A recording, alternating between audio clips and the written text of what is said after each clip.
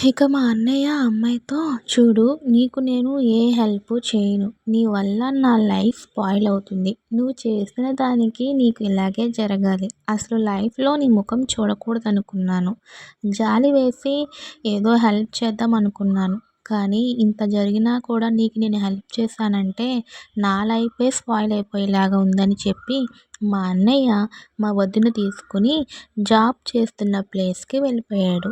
మా అన్నయ్య వెళ్ళిన కొన్ని డేస్‌కి ప్రమోషన్ వచ్చి వేరే కంపెనీకి వెళ్లారంట. అక్కడ ఆ అమ్మాయి వాళ్ళ హస్బెండ్ కూడా అదే ఆఫీస్ అంట.